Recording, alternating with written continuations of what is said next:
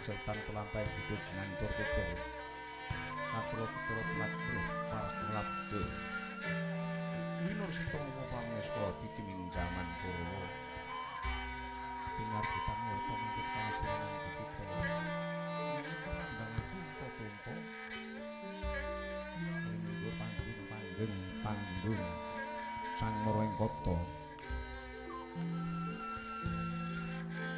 nenggih kang ngono ring bukito kang kakwati dosa purwa amulan tembung iku lan sawetjadi dosa lan 10 purwa arane witan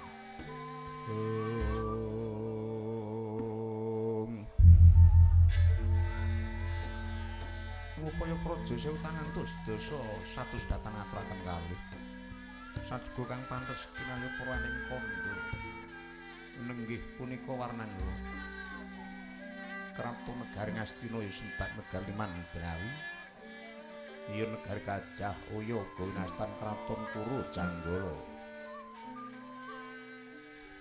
Kraton Garbu Gupita kang wis kondhang tumeka manca negari pawartani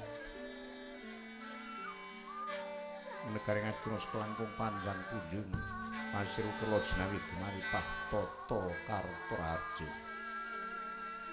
panjang iku maknane dawa punjung dhuwur jeneng alus pro dawaning prajalan dure negari tangeh lamun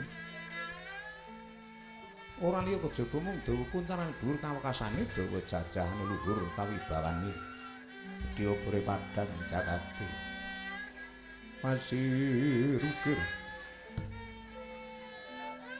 pasiraning samudra wedi ukir gunung Potra Kiting Kraton Ngastina mengraken arga langkung ageng ana kenono kang tumeka pining benawi ngayunaken bandaran langkung ageng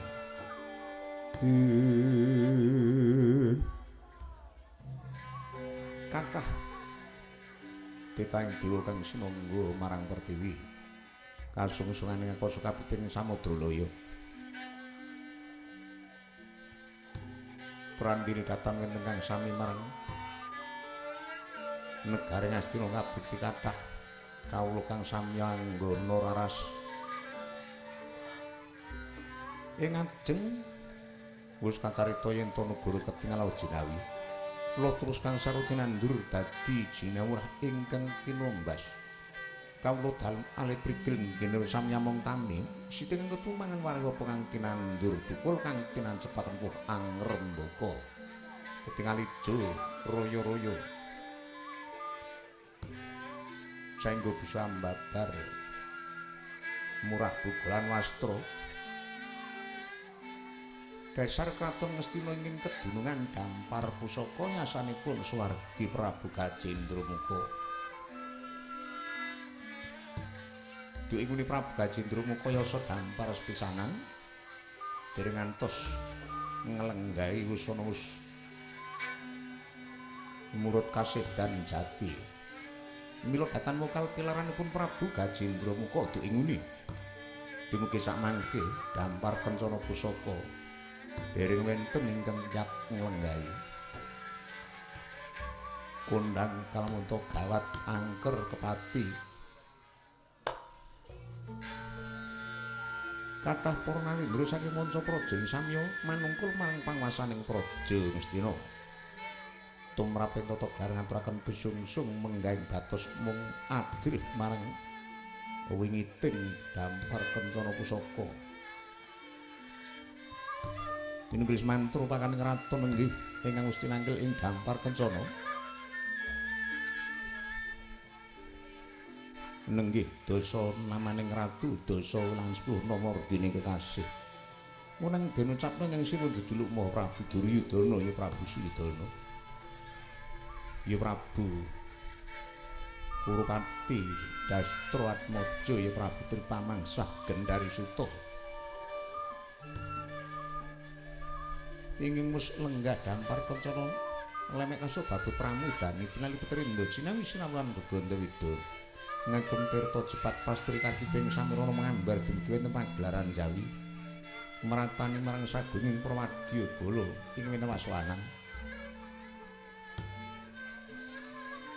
mengraken ora abdi dalem bedhe sing manggung cetine Tanjaka kaloro kang sami ngampil upacaraning paswanan banyak dalang sawunggaling warda wal kelar badhaken di Pertala Kacmas Bongkor Kencana. Kacarita Prabu Duryudana lenggah sinwaka ngrasuk keprabuning Narendra. Pating Wedar, pating Celorot ageman dalem kang sinun. Sembada yen to Narendra bir bondo bandu sentana. Dasar bebala raja nenggih kang parangayun. Punika biswanipun inging paman Urangka dalem negari Ngastina lenggah ing kepatihan Plasa Jenar. Kekasih Rekyanapati Sengkuni. Ya Raden Trigantalpati, ya Raden Suman. Ya kekasih Raden Solaputra.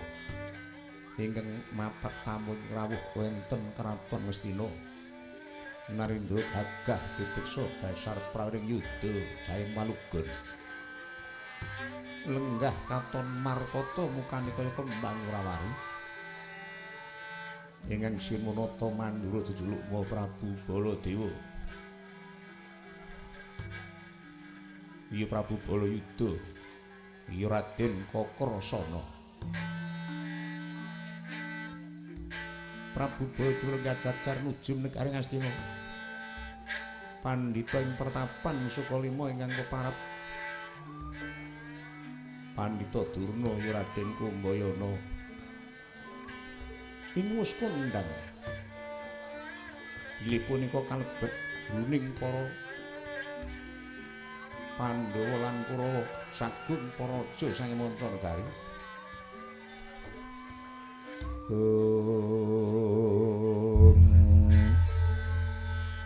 Sinambut piswanipun satra ing toya tinal kekasih Raden Harya Kartamarma ingkang munding pangeran putra saka lima.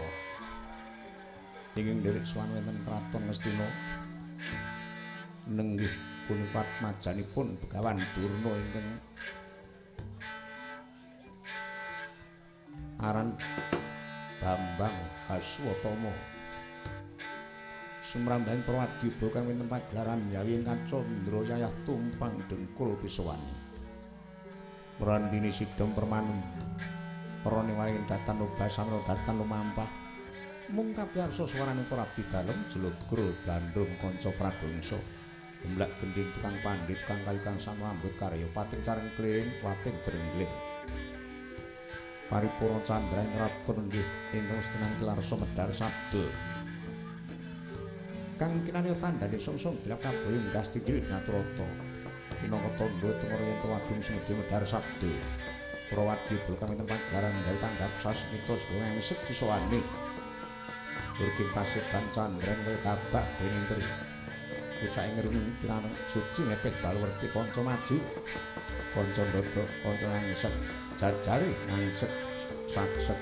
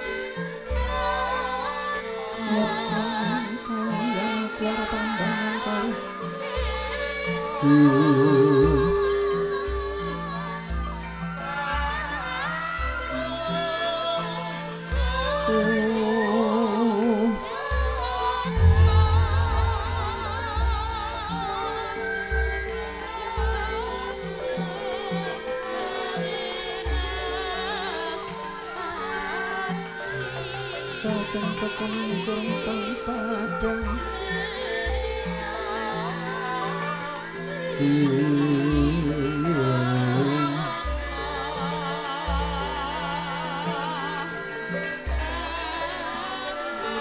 kasar lan pajaring ora ngekul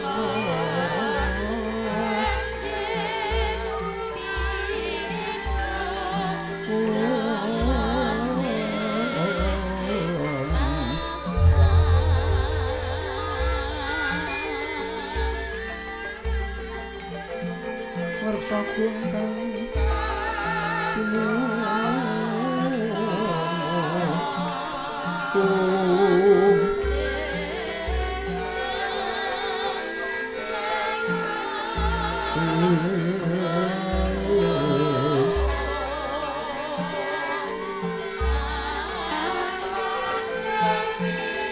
kasare mongso kati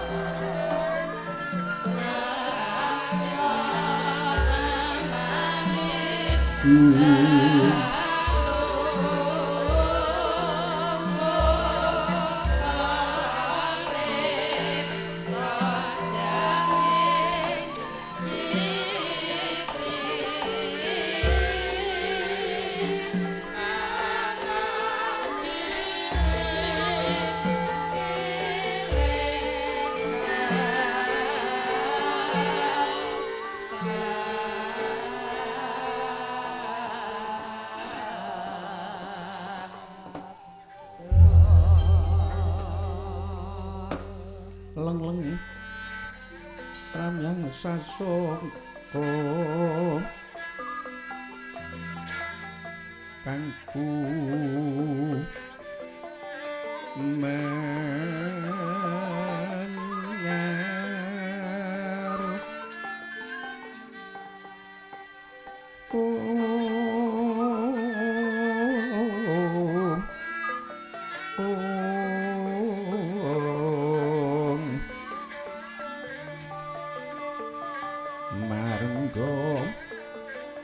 ruming puri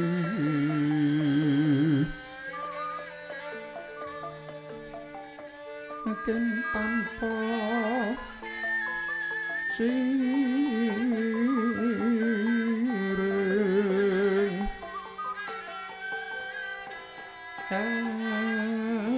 alpengkang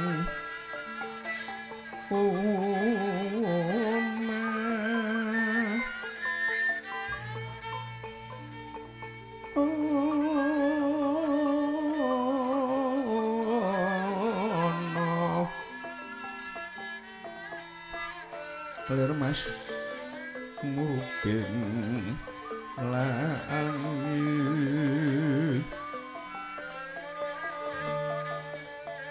takyan saro maneh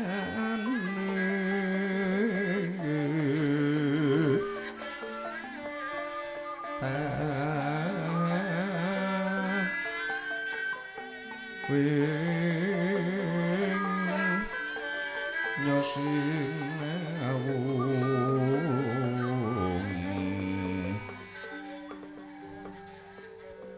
fasad sekarus simuji lir sekarus simuji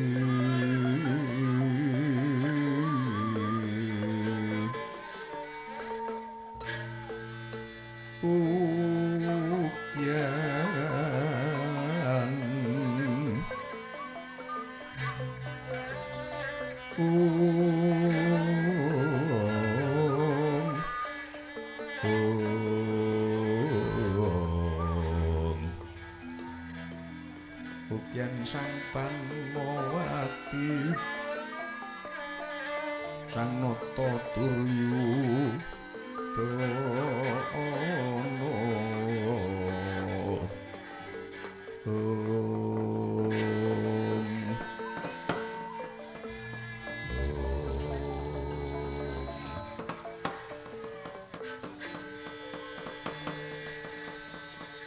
yo tori sedeng sinewa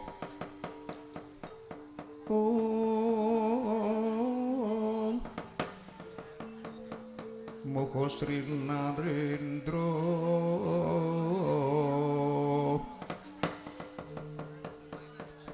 prastis teng dampar kencana asri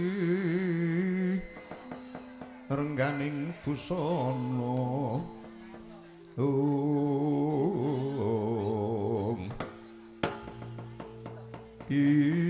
kinuntrang kontrang Mas Retno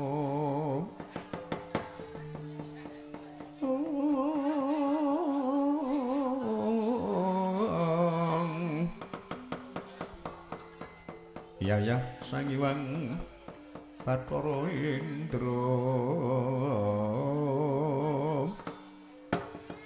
sini ing tinju moyo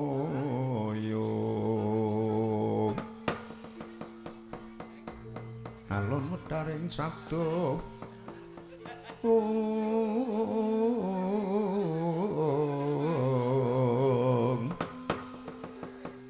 sang Bupati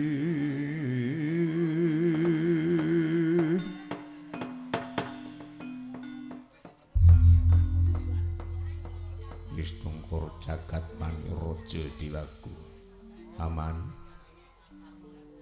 sengguni menapa mbuyan dadosaken kagiting penggalih kenira manir timbali majeng wonten pasowanan aman arya kawula non yuganipun ingkang bapa anak Prabu kawula nuwun saderengipun ingkang bapa nampi dawuh timbal-ndal tatkala wonten njawi gadhah raos ingkang kumarasan nggih upami kepareng kula ngibarataken pindha kambengan slamba ingkang pinanjur wonten madyaning alun-alun kadiping mondro kumejut kumitir acara awor maras. Nanging sak sampunipun ingkang bapa marak sowan wonten ngersa dalem anak Prabu rumaos tata titi tentrem raos sing manah ngibaratipun pindha siniram tirta wayu swindu. Jawi saking menika pun bapa nyaosaken suming pabekti kunjuk wenten sandhaping pekodo mawantu-wantu kula non anak Prabu manira tampi pekenira njunjung keprabun mugi dadosa sarana daya kasantosanipun ing putra manira paman. Jawi saking menika marmane bekenira tebih manira celaken celak manira raketaken kados pundi pawartosipun sedaya para kadang Kurawa langkung-langkung para narapraja yen wonten salah setunggaling para kadang iku wantun nilar kewajiban bebasan beladak mirang sifat kampu jinggo Prayogi pamanarya atur walaka wonten ngabiyantara manira ing semedya paring purba lan wasesa pamanarya kawula non nuwun menawi panduka ndangu dhateng ingkang bapa ngengetipun ingkang bapa sedaya para kadang paduka Kurawa setunggal kemawon mboten wonten ing lira dhateng kewajibanipun ketingal saeka praya tansah sumungkem wonten ngersa dalem anak Prabu kabukti rinten lan dalu sami ngaturaken bala bekti mewah glondhong pengareng-areng kunjuk wenten sandhaping padha mawantu-wantu kawula non nggih wah syukur binagi sewu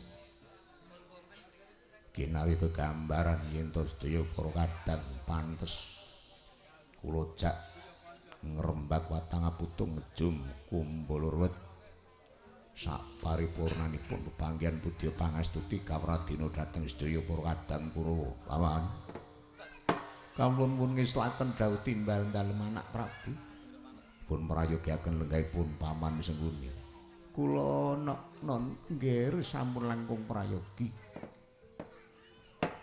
Koko Prabu Baladewa sewu-sewu kalpatanipun ingkang rayi kunggeni samudra pangangsami awit sampun sawetawis lenggah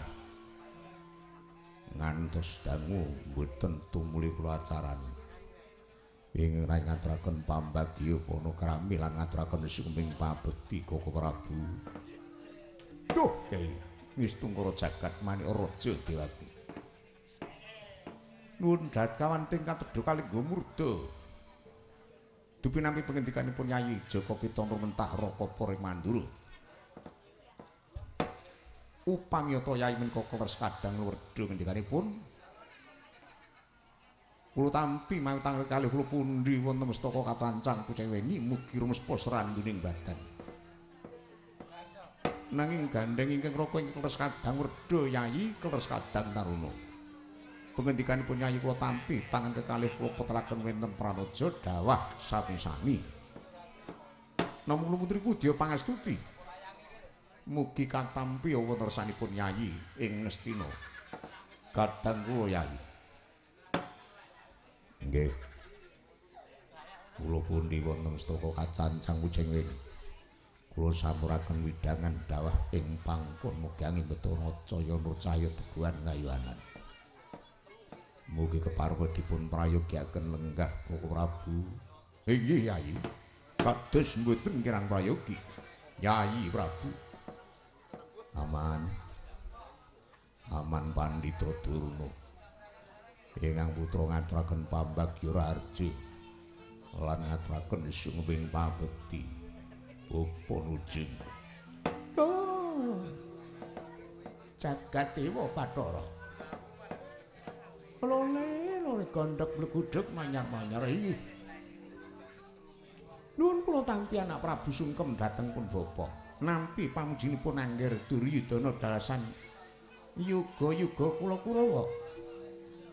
Winantu Kararjan. praptanipun ingkang Bapa Saka Lima Mboten langkung ingin Bapa ngaturaken pudya pangastuti wonten ngersa Panduka anak Prabu. Kula pun riwun mestaka kacancang rewenge. Mugi dadosa jimat saya nucaya teguhan rayanan. Parwa dipun prayogiaken Bapa. Oh inggih nggih kados mboten kirang prayogi. Nak. Oh. Lole. Mas Karto marmo prayoga nuriswan sira. Kawula nuwun ngestakaken dawuh. Ingkang rai nyaosaken sukuming pabekti Koko Prabu. Iya Dimas ingsun trima. Nadyan Dimas Haswatama kangge Raja. Eneng para nderek tindahe Bapak Pendhita Durna Dimas.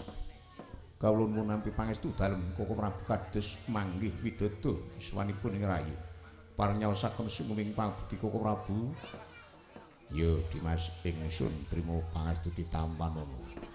Pun kula pundi wonten mestaka mugi dadosa jimat.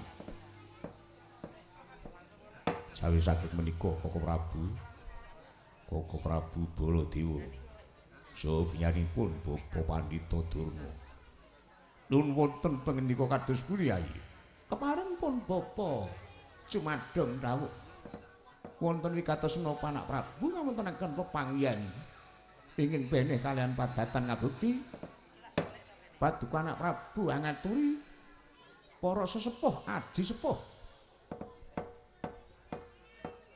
mumpung sedaya para pinispa kepanlenggah tumuli kula suning ngalamedhar sabda nggih. Dadosna kawuningan Koko Prabu saha Paman Pendhita Durna bilih estanipun dinten ingkang sampun kawuri kula nampi nawala saking Dimas Janaka. Yayi pikantuk kintaka saking Nyai Arjuna. Beli menapa menggah suraosipun kintaka Yayi? Koko Prabu manut aturipun Dimas Janaka lumantar nawala bilih para garwa Madukara sedaya kalebet para putra-putra dalem menika sami bibar kesah saking kasatriyan Madukara. Kesahipun para garwa menika purwakanipun para garwa Madukara wau sami maiben dhateng Dimas Janaka. Bilih para Satru Pandhawa menika menawi manut pawarta nggadahi pangwaos negari Ngastina mboten ketang sepalih. Inggih. Lah wusana awit saking dukanipun para wanita-wanita garwanipun Dimas Janaka. Karana boten wonten bukti yen para Pandhawa menika kathah pangwaos negari sepalih. Lajeng sami kesah menika. Mekaten Yayi, lajeng saraosipun nawala ingkang kula tampi wedal menika kula kinen damel seratan. Ingkang suraosipun seratan nedahaken yen sepalih negari Ngastina menika gadhanipun para Pandhawa lan kula supados napak astani menika panyuwunipun Dimas Janaka.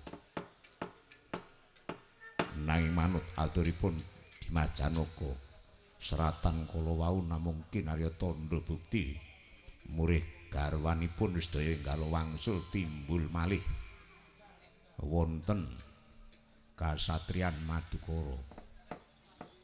Lajeng kepareng wonten kedadosan kados mekaten menapa kula kedah damel seratan lan kedah kula tapak astani Koko Prabu saha Bapa Pandhita Durna.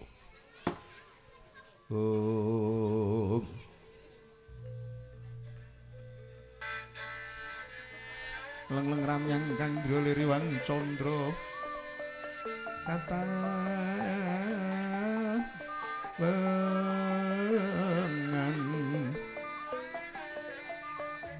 Sumu ing tyas katu ridan limo kapyataning rucin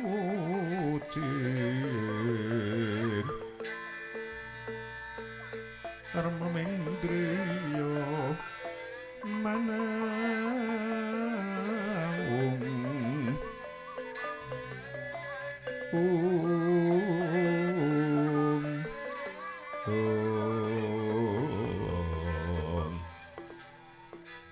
kekunging wang wisesa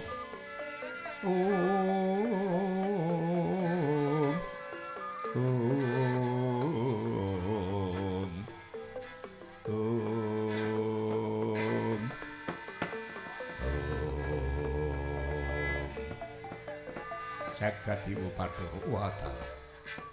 Nyai saksamunipun Nyai ngendika mekaten menika wau. Inggih Raka Mandura gadah raos ternyuh mesakaken dumateng Nyai Janaka ingkang katilar para garwa. Mekaten menika boten mokal jer panggugatipun para wanita-wanita garwanipun Dimas Janaka. Yen manut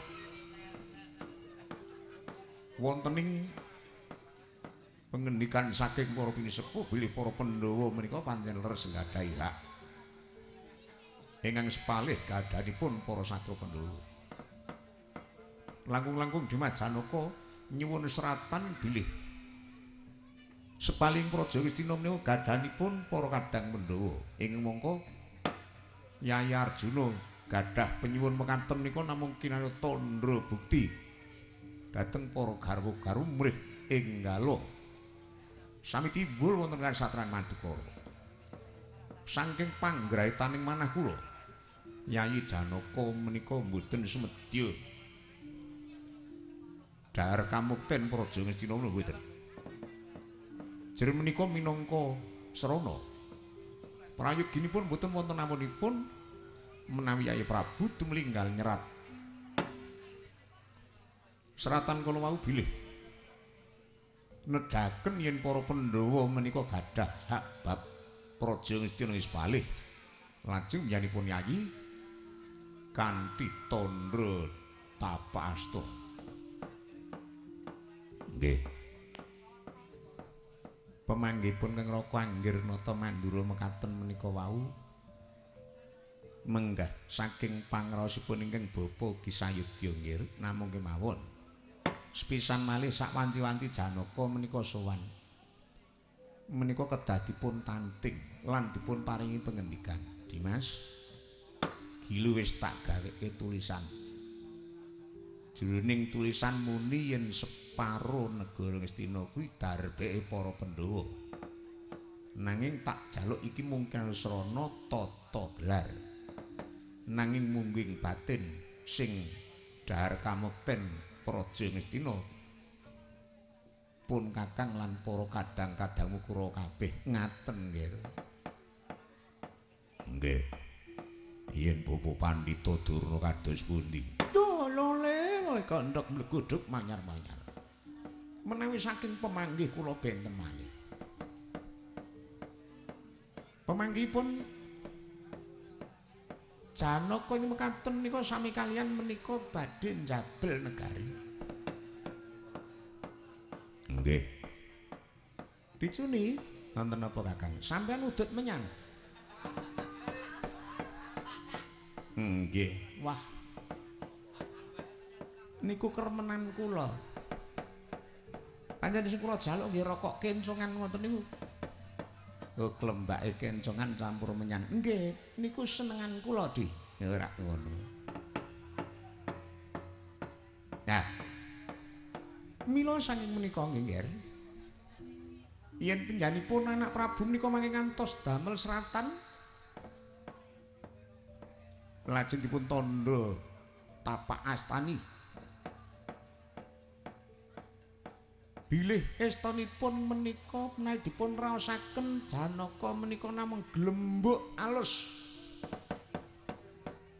Napa Kakang glembok alus pengaruh ngapusine. Malah cara pemanggih kula badhe dumugi mencang napa Santro Pandhawa menika astanipun klilit tumrap Paduka Anak Prabu Klilibing Kurawa.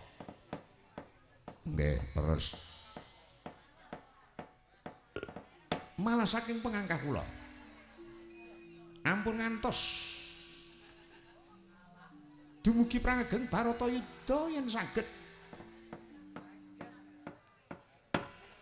alit Janaka agengipun sak sederek klebet para Santro Pandhawa sagedipun tumpes.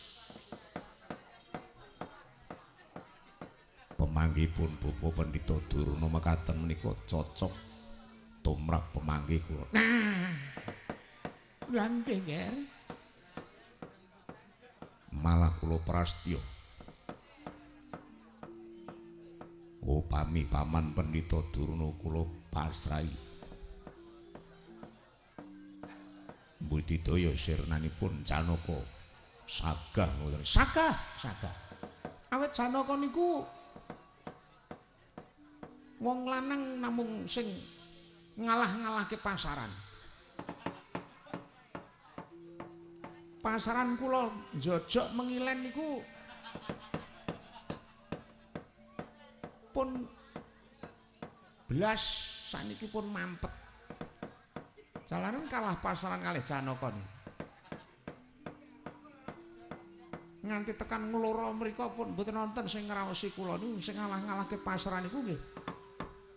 Pun Arjuna niku sepisan menika pancen dasaripun ngawon-ngawonaken pekenan kula nggih kalih. Janaka niku tukang nglibeng wong wedok.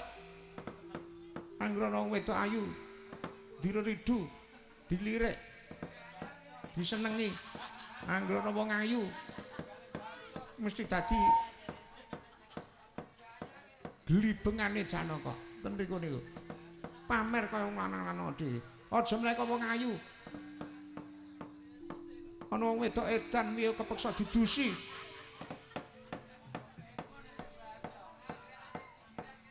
Tontonipun Anak Prabu ki kengetan watahipun raipun Janaka. Kermenanipun ugi tansah ngreridu dadi garwa Anggi Ratu Banwati. Nggih mboten? Nggih.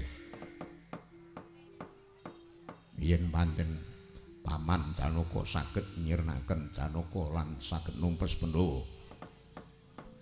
Kula prastya Paman Pandhita Durna badhe kula pinta negari Ngastina sapra sekawan. Wah, lole. Badhe kula budidaya. Koko Prabu ing Mandura kados pundi?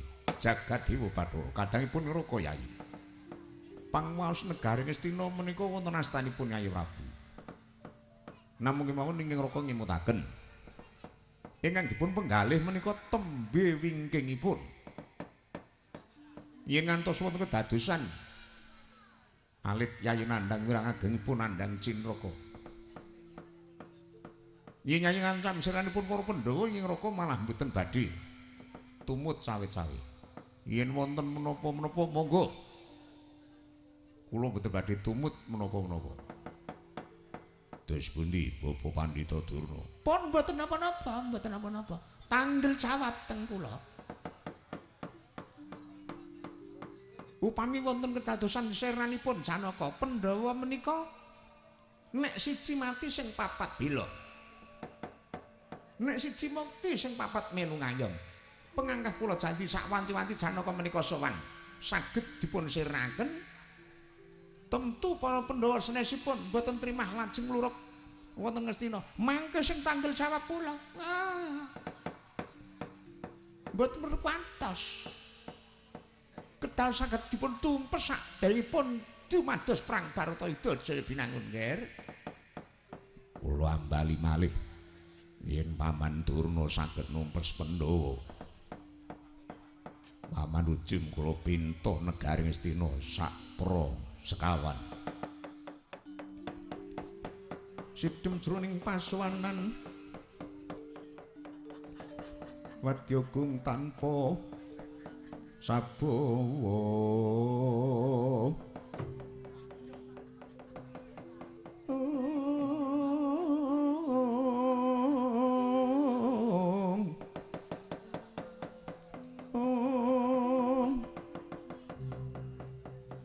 kapraban Sang Narendra Tama mangu-mangun kaunengan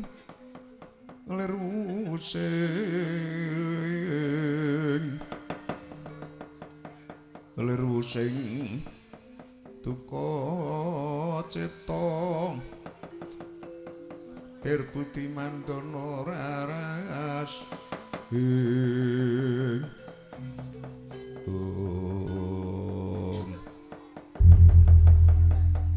kacarita kaya ngapa bombonging penggalih Pendhita Durna nampi pangendikanipun ingkang Sinunata Ngastina. Kocapa Prabu Duryudana dupi kengetan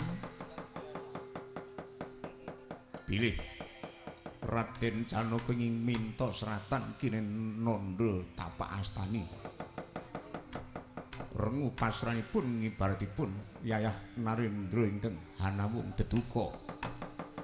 Tripandradatan kawerdaring sabda tembung Triwicalan tiga pandhurat kedhep dereng ngantos tigang kedhepan. Sigra katungka gedring Jawi piyangarsa tangkeping uri.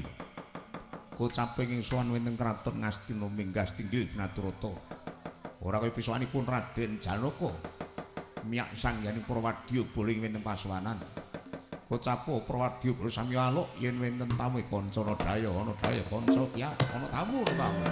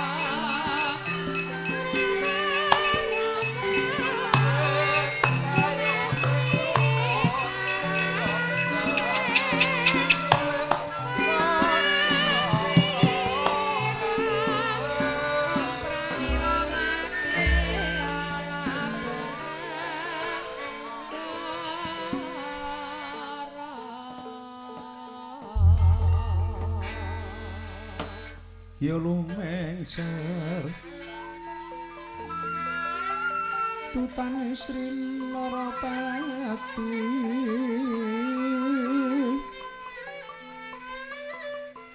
tekaping Prawandawa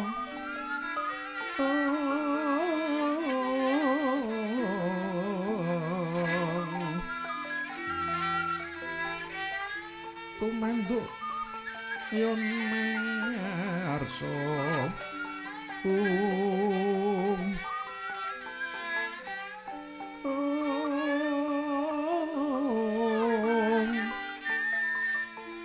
Tanono kang kuciwa raras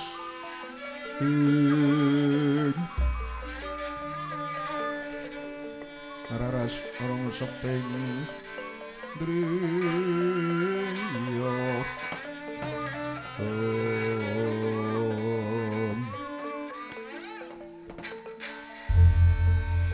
ora samaring pandulu Dimas Janaka ing sowan Antirarja Dimas kawula nuwun kula tampi mawi tangan kekalih paduka paring pambagya dhateng ingkang rayi kula nuwun nampi pangestu dalem Prabu Duryudana kados mboten kirang setunggal menapa ingkang rayi nyaosaken suming pabekti kunjuk wenten sandhaping padha Koko Prabu iya Dimas wis tak trima pangestu ditampan ana kawula nuwun kula pundi won mestaka saengga jejimat kadangipun Kang Dimas Janaka kanthi harja pisuwan sira Yayi kula nampi pangestu dalem Koko Prabu Baladewa kados winantu Karaharjan ing rayi nyaosaken suming pabekti Koko Prabu ya Dimas Janaka tak trima lumrih putya pangestuti genti tampan ana kula nuwun ngapundi won mestaka mugi dadosa jimat jaba sanga iku ana wigati apa Dimas Janaka sowan ana kraton Ngastina sakderengipun ngrayi munjuk atur mbok bilih kathah ingkang tumpang soh atur kula mugi keparenga Koko Prabu paring genging samudra pangesami ya wis ora dadi apa Koko Prabu estunipun pisuwanipun ingkang rayi menika wau tanpa pamit dhateng sedaya para kadang Pandhawa lan ngaturaken kawuningan gesang kula wonten mercapada rumaos papa sanget jalaran kados atur kula lumantar nawala rikala semanten kula dipun tilar sedaya garwa-garwa ing wonten Madukara purwanipun sedaya para garwa menika sami maiben jari para satya Pandhawa kraketang separo duweni panguwasa negara Ngastina endi buktine tinimbang pawarta iku ora ana nyatane lajeng para garwa-garwa menika wau sami kesah sedaya sampun pinten-pinten wulan ngantos ingkang rayi kepirang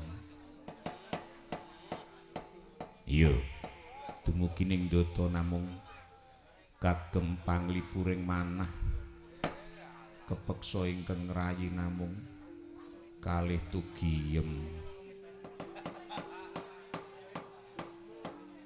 iya sakarmu mila saking menika mbok pilih Koko Prabu sampun nampi nawala saking ingkang rayi menapa dereng ya panjen pun kakang wis nampa layang saka Dimas Janaka Koko Prabu sampun prisa suraosipun durung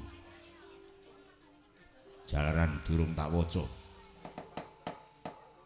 menapa sebabipun kok mboten tumli dipun waos aku ora iso maca ora ngerti to aku biyen ora sekolah duh Koko Prabu kula aturi ndamel seratan ingkang suraosipun seratan kala wau kula mboten niat ngesur kelenggan dalem namung kinarya tandha bukti dhateng sedaya para garwa murih sami timbul wonten Madukara salebeting seratan kula aturi nyerat bilih para Pandhawa menika mboten ketang sepalih gadah pangwaos praja Ngastina lajeng kula aturi nandha utawi kula aturi napak astani menika panyuwunipun ngrayi ing rayi babar pisan mboten sudi ngempek kamukten praja Ngastina Menika namung kinarya bukti dhateng sedaya para garwa. Kula nyuwun kawelasan. Duh, Yayi. Mesaken Kang Rayi Dimas Janaka. Karunaturipun Dimas Janaka kados mekaten. Ampun ngantos kedangon anggenipun Nyai Arjuna menika nandhang bapa. Prayogi Dimas Janaka tumuli dipun tulungono. Kados aturipun Nyai Arjuna tumuli Yayi damel seratan ing suraosipun. Salebeting seratan kula wau ngaturaken yen para Pandhawa menika gadah pangwaos praja ngendika mboten tanah muspalih. Paman Pendhita Durna kados pundi kula namung pasrah sak wetahipun wonarsanipun Paman Ujug. Durna panalingan mira lumacaring wanciratri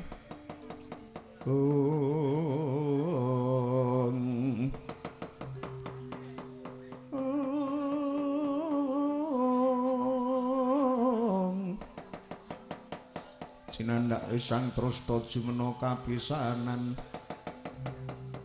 Jumentha kurang wiswara wara-wara patine sang swatama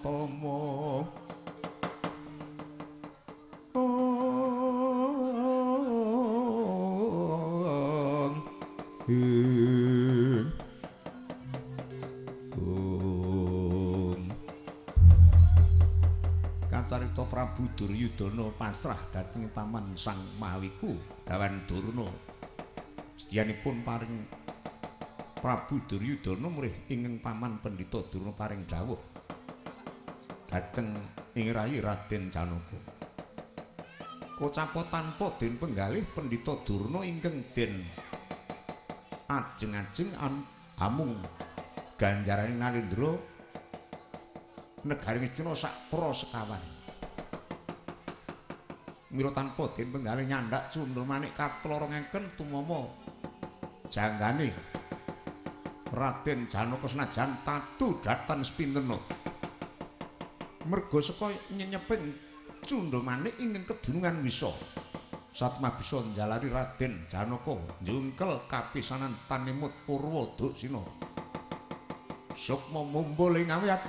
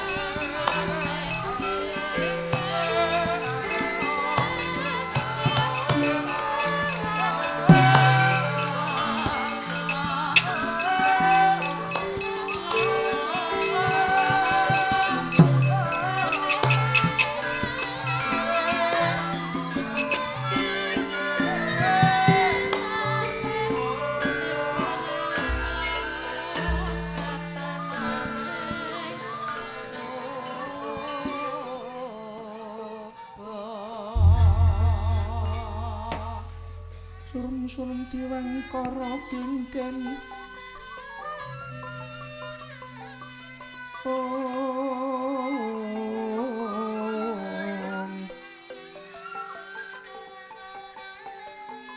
lir mangusa kang ngoyon sirna ilang memanise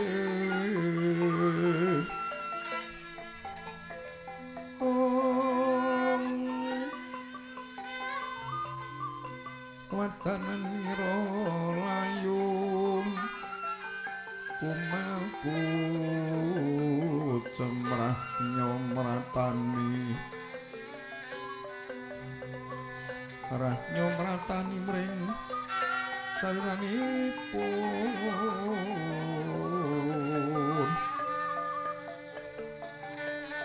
mring saliranipun mestenya ludira kawan-wan ngekono kang sumirat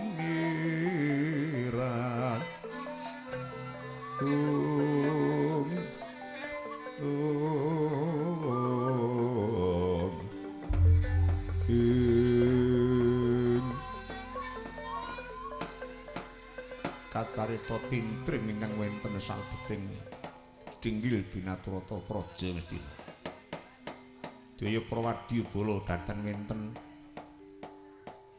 inging samya ginemaras Gandara sawit uninga Raden Janaka tumeka ing pati wenes tinggil binaturata kocapa inging ketingal bermantya duka yayasinipi kadulumuka markata candraning kembang murawari Narendra Mandura duka yayasinipi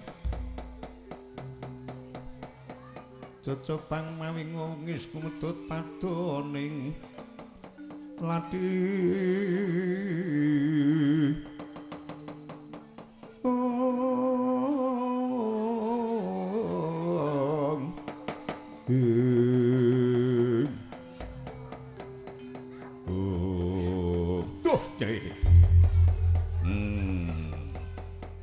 adikku di Janaka kowe dadi korban.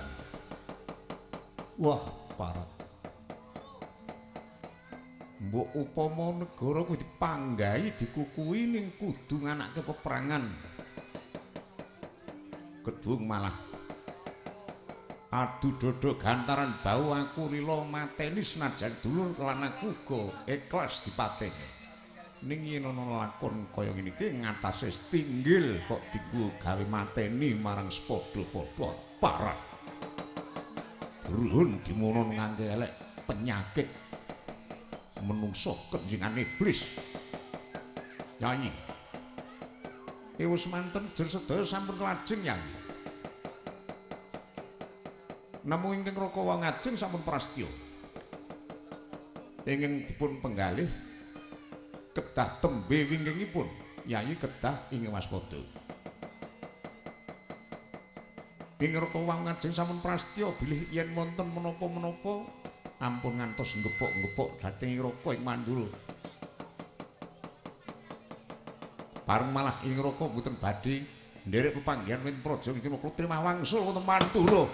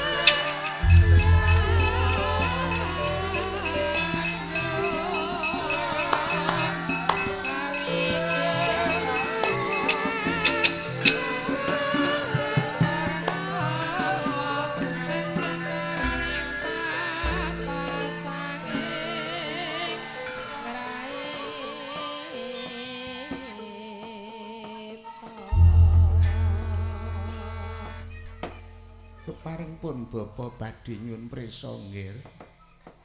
Adiwaran wonten sirnanipun ngrayipun Anggir Janaka menika penggalih padika kados pundi? Kula namung pasrah sawetahipun kalian Bapa Pendhita Durna. Kakang Durna pripun? Isa plong sakniki pikir kula. Plong kepripun? Tegesipun wis ora ana sing bakal ngalahke pasaranku. Awit Janaka niku pancen tukang ridu para wanita. Oh nggih. Namung ngendikanipun Kang menapa anggir Baladewa ingin badhe kundur dhateng Mandura menika wau menapa kinten kenging dipun pitados. Nggih kanten menika. Dasaripun anggir Baladewa tata gelar saguh dadi suwing para krana mungging batin. Cetha sanget bilangir Baladewa niku dadi mata pitani para Satru Pandhawa. Nggih ngaten menika gambaran wong kuwi sing ora tanggung jawab nggih ngaten menika. Nggih. Upami wonten kedadosan Koko Prabu Baladewa menika mangke mlajar dhateng Ndorowati utawi dhateng Praja Ngamarta tumrap pun bapa malah kesinggahan sanget. Sirnanipun Janaka menika temtu kabar dumugi pundi-pundi Pandhawa sanesipun temtu badhe bela. Nggih. Mangken Pandhawa loro wonten Ngastina gampil anggenipun nyirnaken. Janaka wis tekaning pati. Lah, namung mboten trimah raos sing manah kula kaliyan anggir Baladewa. Ing ngantose Baladewa ki jare pengayomaning Kurawa kok ora tanggung jawab. Lajeng keparengipun Bapa Nujum wonten kalih ingkang pantes dipun cubriyani. Tunggal anggir Baladewa angka kalih anggir Dipati Karna. Lho niku malah panjenenganipun Adipati Sengkuni Kadawana matur sanipun anggir Dipati Karna. Supados kersa ngesuhi para kura kanthi lair pandhesing batos nggih. Ya wis manten yen sedaya menika malah badhe bela para Pandhawa malah klesa patenane kabeh. Wah. Moncer tenan pendhita siji. Ampun nyepel senajan kula sakniki mboten rebab ning moncer. Ah nggih. Lajeng kepareng wekdal menika pun bapa badhe mbeta Janaka sampun dados kandha menika ajeng kula cegurke segara. Nggih. Awit yen ngantos kedenangan nggih Kresna Janaka menika mbok ya diobong dadi awu nek dungkul kembang. Mesti urip meneh. Lah niki mangke cemplungke segara plung dintek kecetul. Pun mboten wonten tilase. Men dipangan iwak klenger. Iwak klenger iki kono. Yen mekaten kula semanggaken. Satama kula Rama. Saiki gendongen. Kuwandane Janaka ya dicemplunge segara nggih.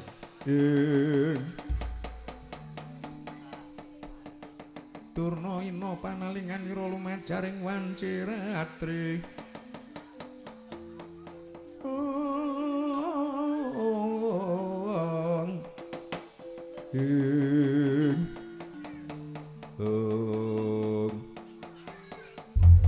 Kula mboten badhe mingku namung Rama ampun ngantos pisah dhateng putra. Wis aja kuwatir awat-awati. Sampun nggih.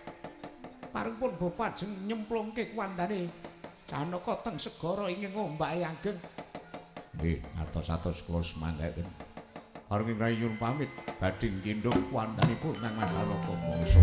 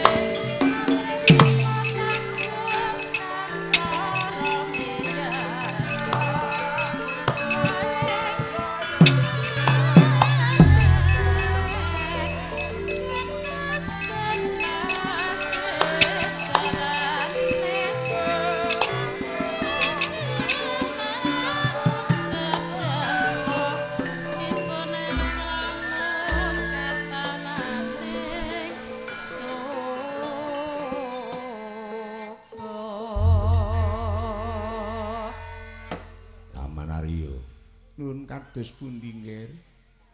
Leres ngendikanipun Bapa Durna bilih wonten kalih ingkang pantes dipun cubriyani.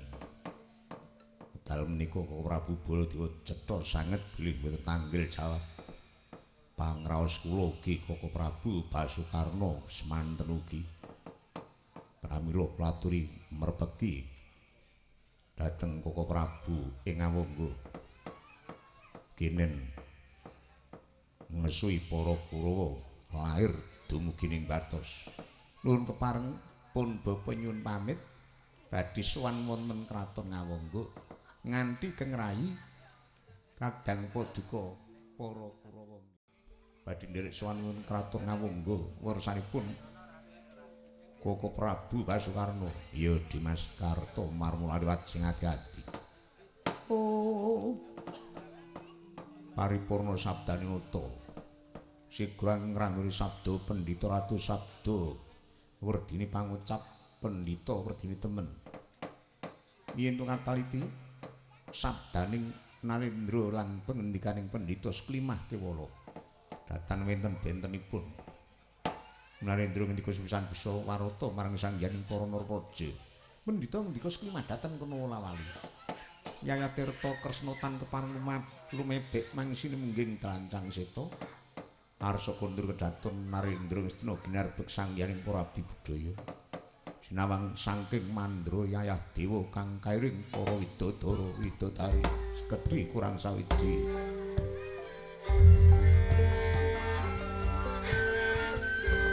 Oh. Oh.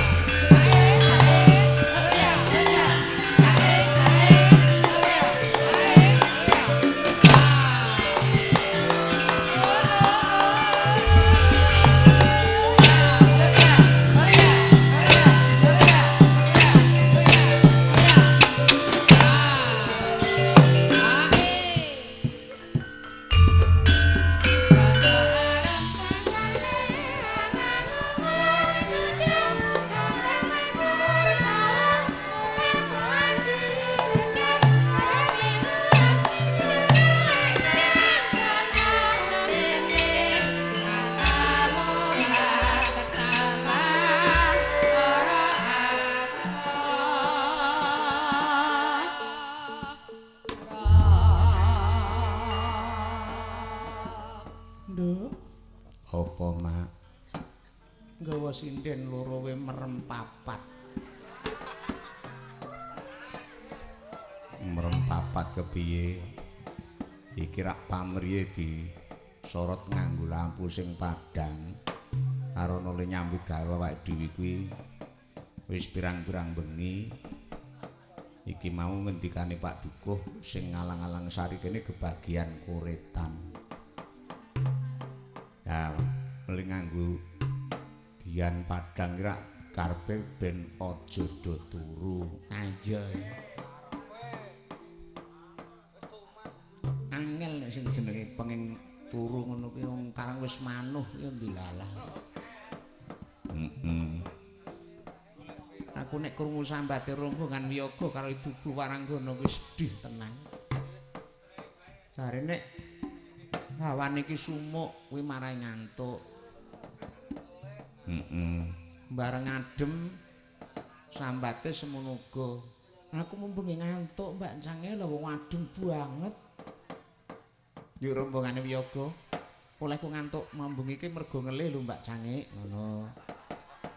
Bareng bengine nyambut gawe meneh diwarki sing nganti medel-medel ya sambat. Aku mbengi lek turuke mergo kuwarken lho Mbak Cange. Lah gek le ora arep turu ki kok. Ya kareng nyambut gawe bengi iki ya ngono kuwi. Iya. Tak tembangke dhisik ya. Aku tak minta Sraya tak ngeprok-prok waranggana loro kuwi men nganti meleh-meleh. Ha iya. Adat sing wis ki sok nggawa sinden paling ora papat tekaning 5. Ning iki nggawa loro wis cukup. Ha iya ya. Wis anggotane suda, barang-barange suda. Ha iya. Gek nembang sing apik Sinom Parijata. Sapa sing tak pinta Sraya? Sing ning kiwa kae. Ibu ngatemi sepi. Ibu ngatemi tok kok ora nganggo sepi. Oh jenenge ora nganggo jeneng sepi ya? Ora. Sing apik ki ibu ngatemi sepi. Ibu ngatemi ki wis duwe garwa, wis peputon. Wis ndek putu, putune wis 3. Ha sing lanang sing nyaron kae Pak Gejot. Ganti-ganti jenenge.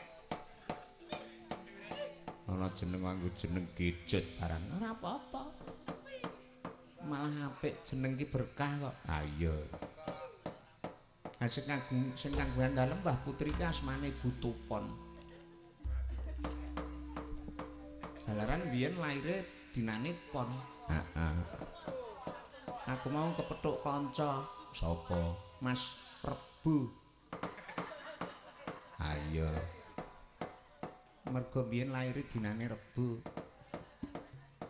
Heeh. Aku kok dhuwur kuwi ana tulisan kumat kuwi. Endi? Kuwi Ki Kumat Hadisamono.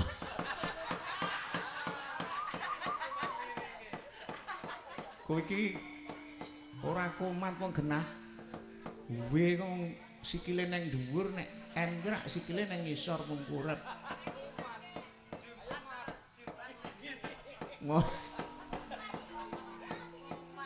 Mula jeneng kuat ki pamrih karo wong tuwa ki besok kuwi laire ponang Jabang bayi ki wiwit lair glegak tekaning diwasa ki ben diparingi kuat slamet ngono lho nah. Ora iya. Zaman biyen ki ngono kuwi. Mula cok dijenengke Reja Sentana. Reja ki sugih Sentana sedulur. Karepe wong tuwa ki sesuk men sugih srawung, sugih sedulur. Ora ngono. Iya.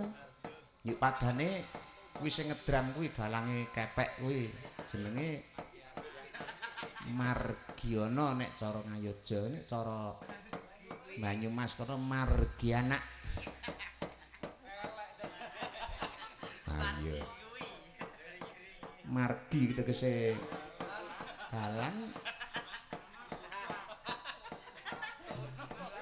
Dalane bocah-bocah nggo sekolah kuwi.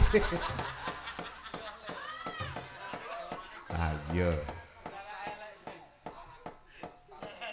Monggo Bu dipun paringi sinom parijata sing nyemek-nyemek mboten perlu ngongso alon-alon waton kelakon ora perlu kesusu ndak keseluru. Ayo. Wong awak ku saya tuwa ki saya ringkih kudu dijaga. Heeh.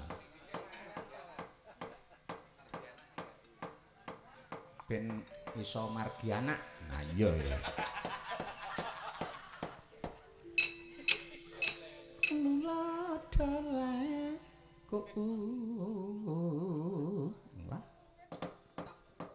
yo ngalah.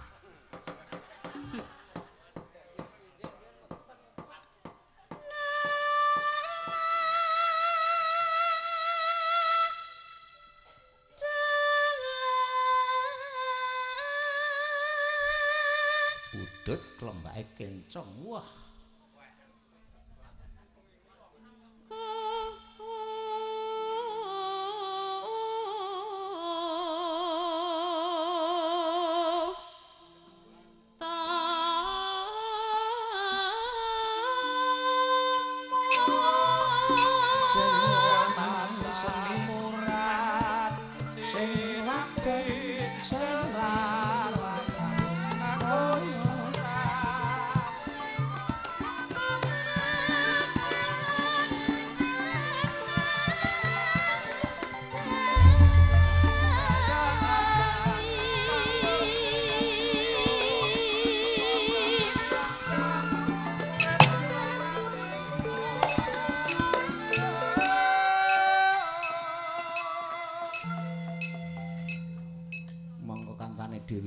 kabeh do entengan ra ana sing dibot-bot. Heeh.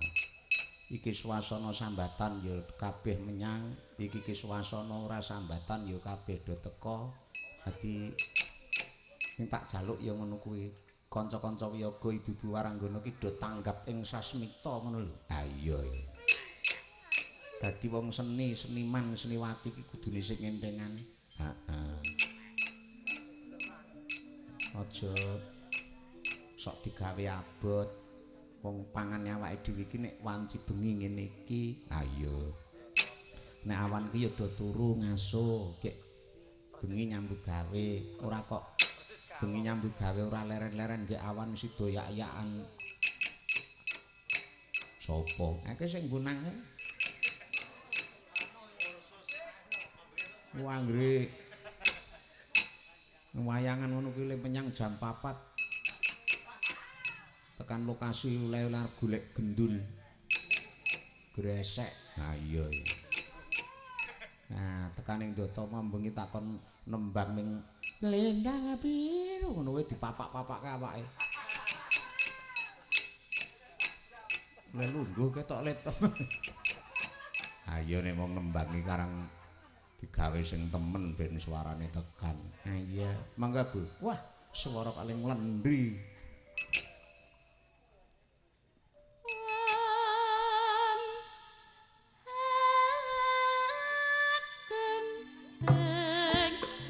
Suara soleh kepenak kali kakuan ojo tetap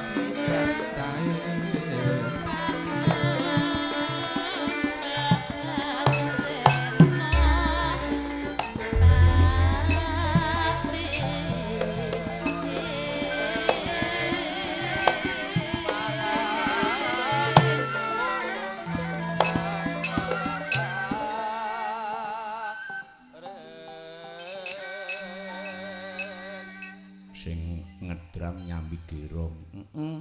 Aku ki nek nyambi gawe ngrangkep-ngrangkep ki ya pangerten. Sing ngrebake mbungi karo ndembung ya tak imbuhi 10.000. Ha iya.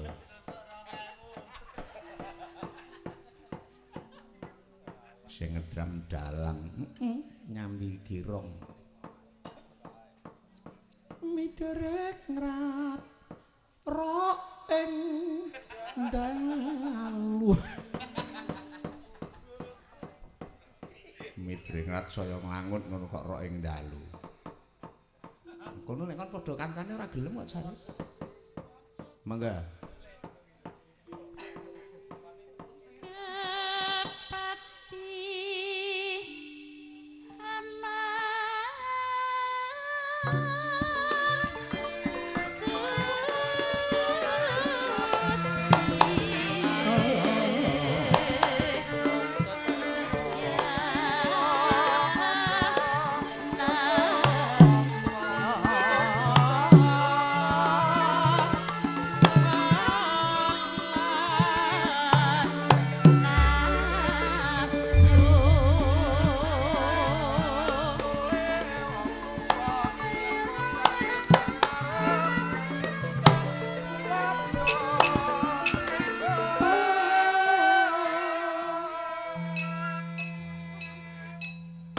Dasar sing ngambang kuwi Kyai Planjan. Heeh. Karo sing nyiterke omahe ming lor kidul. Wong loro ki runtung-runtung. Ketok rukun. Ha iya. Mbok ning endi wae mesti wong loro ki ra pisah. Sapa panjenengane Mbah Harso karo Mbah Warjana. Kuwi kaya sedulur Sinarawati, Nduk. Ha iya ya. Bareng sing Mbah Harso ki iso tuku pit montor, sing Mbah Warjana meri. Wis iso tuku pit montor Mbah Harso. Tuku pit montor Cina.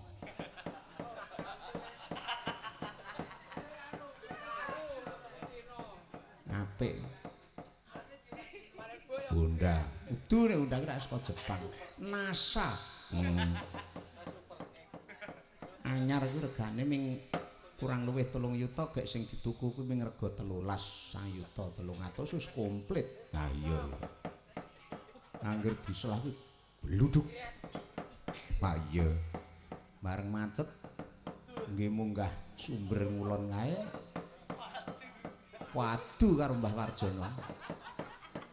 Mbah Warjono kon genteni ngarep ora iso kon nyurung mengkis-mengkis. Wong loro malah ming do padu rebut biodol arep munggah sumber. Ayo. Oh nalika busine mati, jebulane busine iki le mati ki mergo duyui.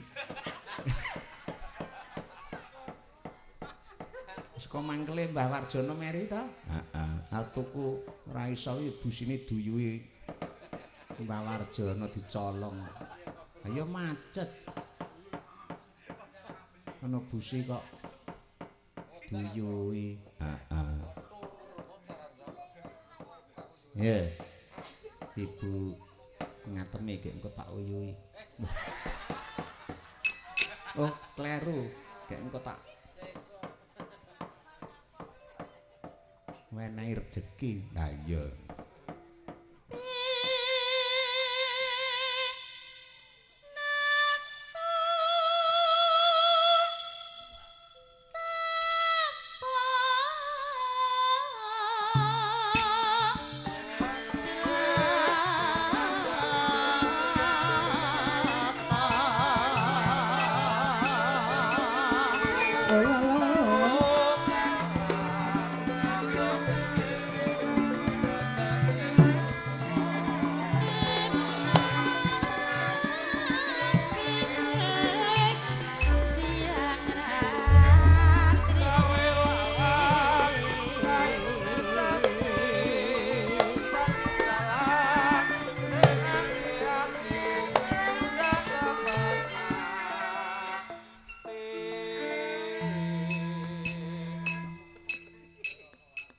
Senggakane kok ora patek krungu aku. Heeh. Coba dipaleni Mas.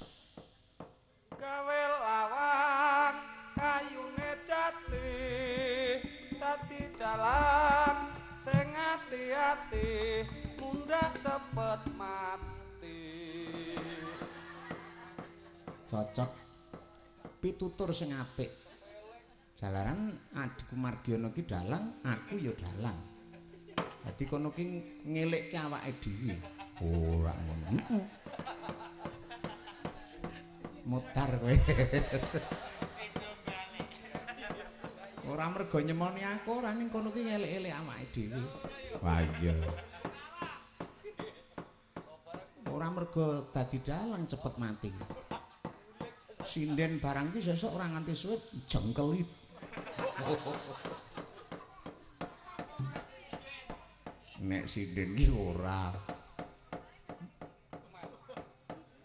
Aja ngeyel kowe. Sinden ki nek waranggana ki ra gampang ngungkut, gampang nesu. Angger sing lanang ora mulih nesu, sing lanang jaluki dhuwit ora ngenehi nesu. Bare ora oleh sisa akeh nesu. Nah, wong ki wadine nek gampang ngungkut, gampang nesu, kuwi cepet dut. Dut ki apa? Amat mangon kalau mengko. Ora disenggah.